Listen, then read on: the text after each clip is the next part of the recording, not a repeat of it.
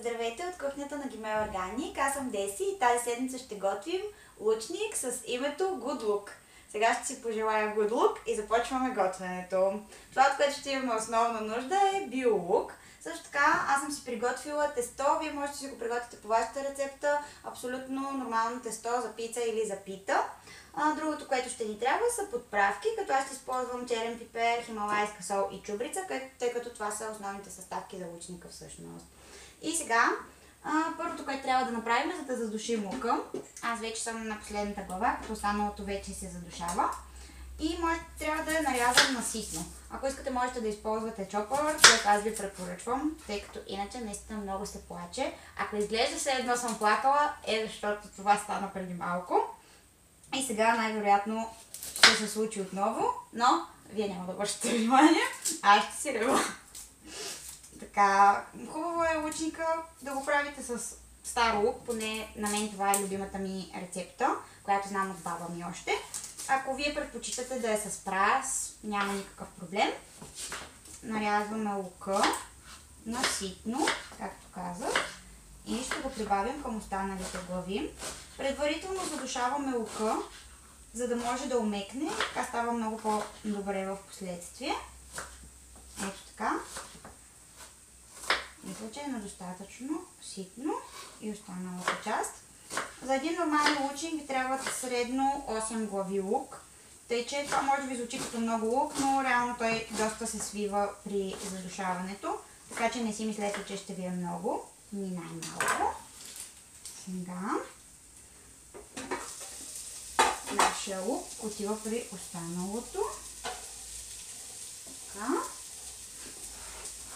Взимаме го хубаво всички, тъй като после на тази дъска ще разточим тестото за самия лучник. Така, разбъркваме, гледайте да не ви загори сместа. Сега ще добавим и малко подправки. Шарен пипер в моя случай. Можете да сложите повече черен пипер, но лука носи на подправки като цяло. Хималайска сол. И задължително аз харесвам да има чубрица.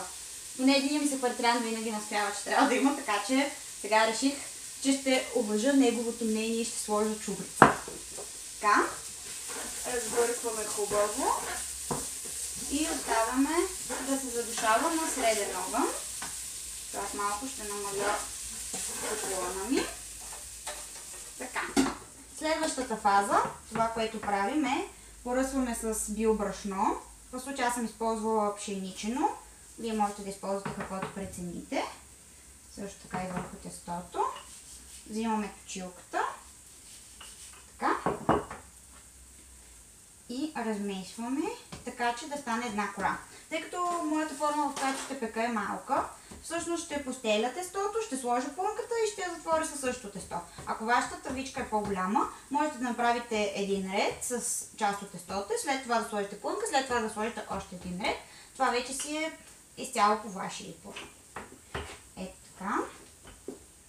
Месим тестото, да е горе-долу в кръгла форма, като аз го дооформям и с ръце и после продължавам пак с точилката. Така.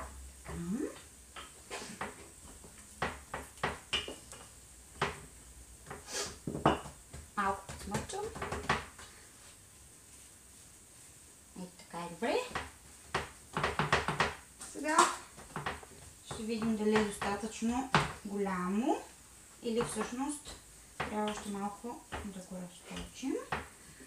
За някои краища на България или поне за северо-западна, лучника си е типично ястие, като всъщност можете да го смесите с други неща. Ако искате да го направите по-богат, можете да добавите гъби. Ако пък всъщност не сте вегетарианци и обичате да си похапвате месо, можете да му добавите кайма. Така, това, което правим, така, е слагаме ето така тестото. Така. И сега вътре ще изсипем плънката.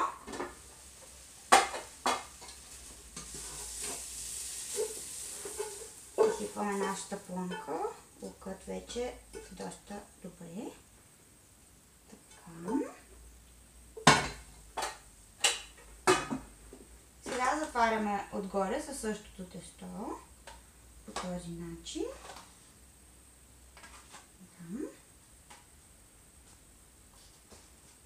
И разпределяме в тавичката. Готово. Следващото, което ще направя, е да го намажа с едно разбито яйце.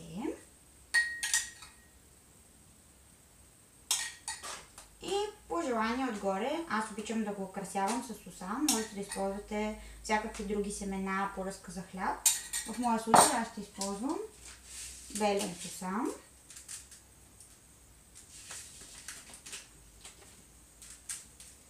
Така. Слагаме го да се пече във фурната около 30 на минути. Зависи от това ваше колко е голям всъщност. Нашия става за около 30 на около 200 градуса. Така. И когато сте готови, трябва да изглежда нещо такова да бъде лучинка. Сега ще го разрежа, за да видим как се е получил отвътре. Би трябвало да нямате никакъв проблем с разрязването. Ето така. И парче. Ето. Ами, мисля, че доста добре е станал. Следете рецептите на YouTube канала Нигимел Органик и